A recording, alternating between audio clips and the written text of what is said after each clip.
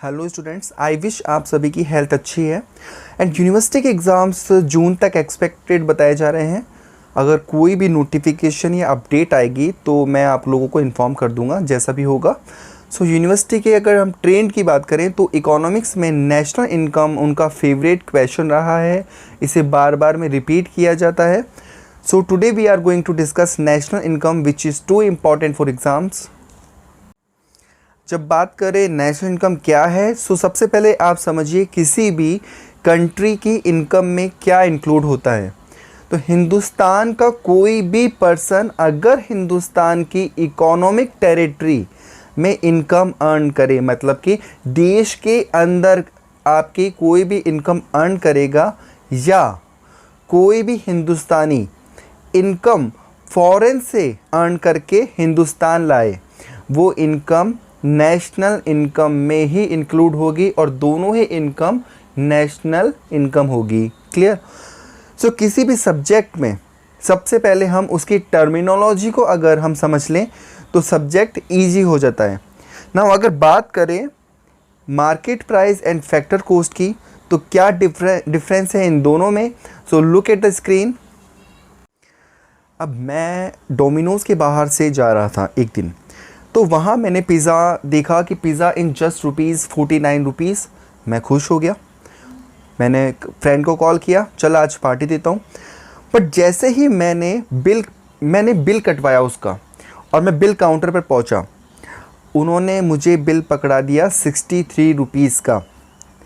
तब समझ में आया कि ₹49 में ₹14 टैक्स भी इंक्लूड है।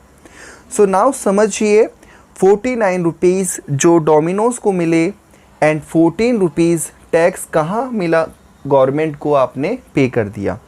That's why ₹49 is known age factor cost and ₹63 होगी आपकी market price. Now I think you got it my point. अब नेक्स्ट हम देखते हैं, look at the screen. National income में जो टॉपिक्स इम्पॉर्टेंट है एग्ज़ाम पॉइंट ऑफ व्यू के अकॉर्डिंग, उनमें नंबर 1 है मीनिंग ऑफ नेशनल इनकम। आप किसी भी क्वेश्चन की पृष्ठभूमि मतलब बेस जो स्टार्ट करोगे वो होगा उसका मीनिंग एंड डेफिनेशन से। एंड देन सेकंड है आपका जो इम्पॉर्टेंट है वो है concept of national income.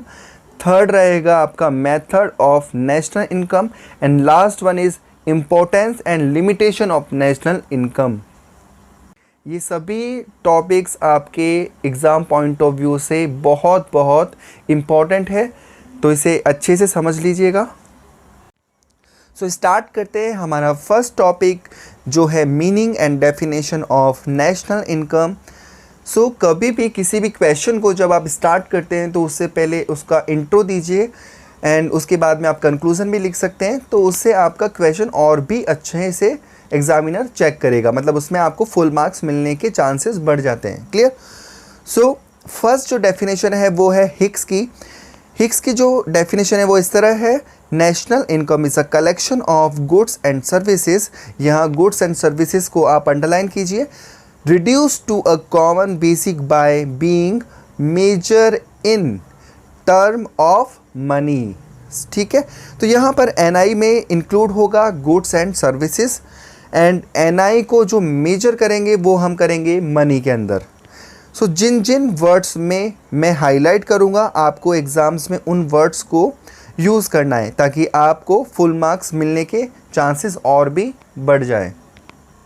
Next जो डेफिनेशन है वो है national income committee of India 1951 की है, जिसमें लिखा हुआ है a national income estimate measure the volume of commodity and services. Commodity and services को हाईलाइट कर लीजिए। जहां हिक्स ने अपनी डेफिनेशन में गुड्स एंड सर्विसेज को यूज़ किया, तो एनआई की डेफिनेशन में हम कमोडिटी को गुड्स की जगह लिख सकते हैं, और जो 1951 एनआई कमेटी ने जो यूज़ करा वो वर्ड यूज़ किया उन्होंने कमोडिटी। आगे देखिए, turn out during a given period could without duplication counted without duplication। Duplication का मतलब कोई भी इनकम एनआई में एक बार ही ऐड होगी। आई होप इन डेफिनेशन को आप समझ चुके हैं, साथ ही आप इनके नोट्स भी बनाते चलें ताकि आपको आगे इनको रिवीजन करने में इजी रहे।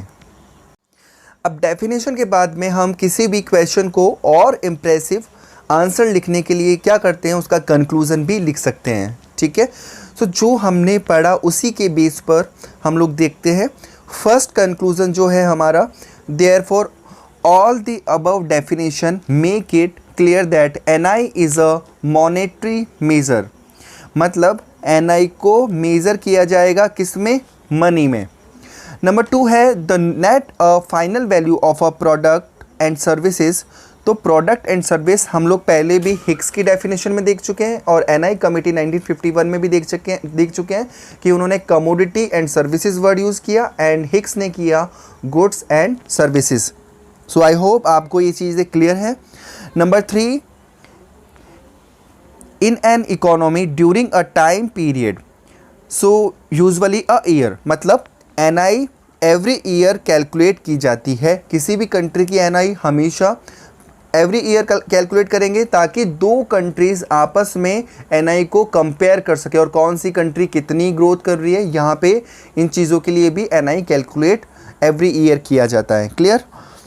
नंबर 4 है आपका काउंटेड विदाउट डुप्लीकेशन। डुप्लीकेशन के बारे में हम लोग पहले भी देख चुके हैं।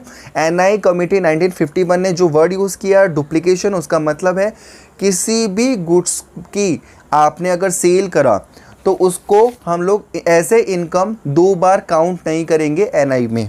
Clear. Now number 5 is both in the public and private sector of product and services. यहाँ पब्लिक एंड प्राइवेट दोनों ही सेक्टर हो, कोई भी स्पेशल सेक्टर नहीं है यहाँ पे। नेशनल इनकम, आप भी हिंदुस्तानी, ये भी हिंदुस्तानी, कोई ऐसा नहीं है कि प्राइवेट सेक्टर वाले हिंदुस्तानी नहीं है, पब्लिक सेक्टर वाले हिंदुस्तानी नहीं है, दोनों हिंदुस्तानी। आपको पहले ही क्लियर कर दिया कि किसी भी हिंदुस्तानी की एनआई में इनकम इंक्लूड होगी। ठीक है। नंबर 6 जो है वो है इन consumption and capital goods sector. आप पहले कंजप्शन गुड्स समझ लीजिए और कैपिटल गुड्स समझ लीजिए। तो कंजप्शन गुड्स होता है सपोज मैं लेकर आया पार्ले जी और मैंने खा लिया पार्ले जी, तो दैट इज़ वो क्या हुआ, कंजप्शन गुड। क्लियर। अब कैपिटल गुड्स क्या होगा, जिससे जैसे कि सपोज कोई फैक्ट्री है, वहाँ पे हम लोगों ने लगा दी मशीन, तो वो क्या हो जाएगा हमारा कैपिटल गुड्स, जो क्या कंज्यूम करेगा, और भी ज़्यादा गुड्स को कंज्यूम करेगा। मशीनरी हो गई, फर्नीचर हो गए, वो सारे किस में आएंगे, कैपिटल गुड्स में। नंबर 7 देखिए, the net gain from international transaction.